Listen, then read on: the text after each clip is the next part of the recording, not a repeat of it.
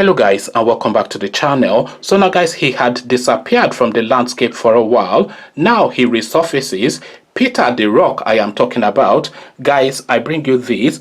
Fayose blast Buhari over speechless speech. So speechless speech, of course, a language that can only come from Fayose, somebody that has been hiding away since he left Ekiti State, trying to hide away from the EFCC. The last time we saw him, he was in the Caribbean dancing calypso with pretty young girls, but he resurfaces again Fayose blast Buhari over speechless speech. So now let's see what Peter the Rock has to say to the Malami. Former governor of Ekiti State, Ayodele Fayose, on Thursday expressed disappointment with the broadcast of President Major General Muhammadu Buhari retired on Thursday night. Fayose, in a tweet, described Buhari's broadcast as a speechless speech, said, "I want Nigerians." Many Nigerians had in the last few days been calling on President Muhammadu Buhari to address the youths who had been protesting against police brutality under the banner of #EndSARSNow demonstrations in many parts of the country. Nigerians also expected the president, in his capacity as the Commander-in-Chief of the Armed Forces of the Federation, to answer the pertinent questions about the events that culminated into the deployment of troops on unarmed youths at Lekki Toll Gate on Tuesday night, but Buhari was silent on the matter. Eyewitnesses had said soldiers opened fire on #EndSARS protesters around 7 p.m. at the toll gate, adding that about 7 persons went as a result of the attack. Lagos State Governor Babajide Sanwo-Olu, whilst on a visit to the injured youths on Tuesday night, had also said about 30 of the young protesters were receiving treatments at various hospitals around the Lekki area. Sanwo-Olu had said he did not order the deployment of uniformed men to the protest ground, but the president was silent on the incident, which has been condemned both locally and internationally by civil rights groups and personalities. Earlier, Fayose had said, "Life does not matter to a clueless leader whose only fulfillment is that he is called Mr. President. He cares about no one except himself." So there's absolutely no disputing that last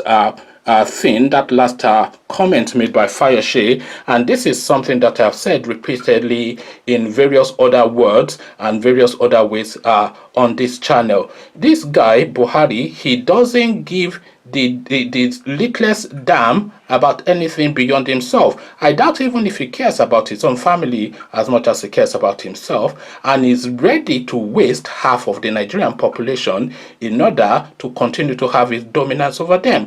This is all he's interested in, just the importance of the position, so he can go to the Arab world and they can pat him on the back and say, "Well done, you brought us 200 million of the Africans." So this is really all it's all about, and there's absolutely no disputing that. But of course, this is not known widely to Nigerians, but it is becoming known to them now. If you listened to the speech of Buhari, and if you haven't listened, the speech is on this channel, so just scroll through the playlist and you'll see the speech. If you listen to the speech of Buhari, is an effective get lost that he's saying to the Nigerian people. He's saying, "Get lost, and I will deal with you if you don't behave yourself." That is all he said. There was no contrition, there was no level tone. It was aggressive, it was punchy, and it was threatening. This is all he had to say, and this is exactly who he is. He has always been like this, of course, and the only thing that could have doused him down a little bit is to hear a different voice other than his own. But the voices that Malam Buhari surrounds himself with are the voices of his own. So he's surrounded by Abba Kyari and Maman Daura and what's the other one from Kwara, and all of these Ahmed, what's his name? The customs guy. He's surrounded by Hausa Fulanis, which is a singular, not even Hausas, but mainly Fulanis. He's surrounded by Fulani, which is a singular voice within the multiplicity of voices within the Nigerian space. So if they continue to say to him, "Pelt them and flog them, he will continue to pelt and flog them, because his instincts traditionally was to pelt and flog anyway. He was always like that. So they are only telling him to listen to his own instincts, and the voices that could tell him otherwise are not there. There's no Igbo voice within the Nigerian presidency.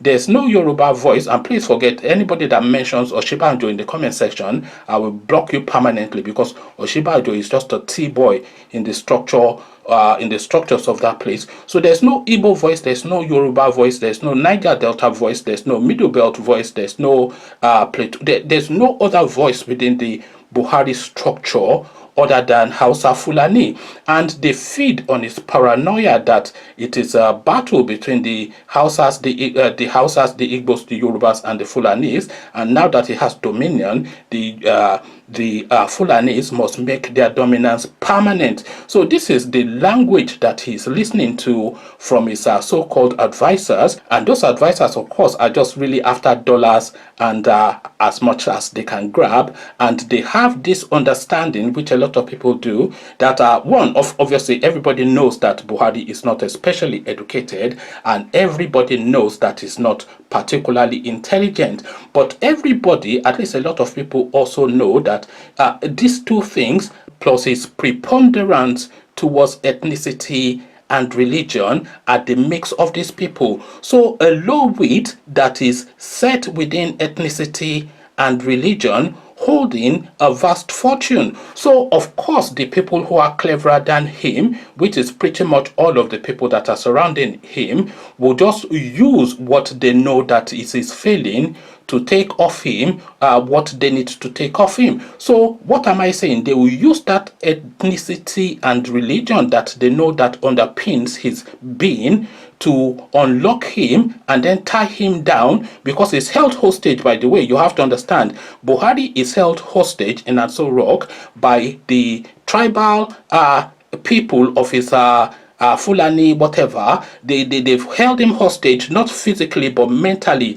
His mind is held hostage because, of course, they've fed into his paranoias, which are easily identifiable, and they have escalated it for him to the point that he's now at that point that he sees enemies everywhere. So this now end police brutality and end corruption that the Nigerian youths are saying, he is understanding it as a Yoruba agenda led by Tinubu, and the Igbo agenda led by Ohaneze and IPOB, etc., out to topple his Fulani regime. You recall how they rolled out the DSS on the Senate during those days when this same Mamandara was the lead of the DSS when Buhari was away, and then suddenly they rolled the DSS on the Senate, thinking that the Senate was going to impeach him. So is a man functioning wholly and solely on paranoia and religion and tribalism. So these are the things now that you hear from his speech,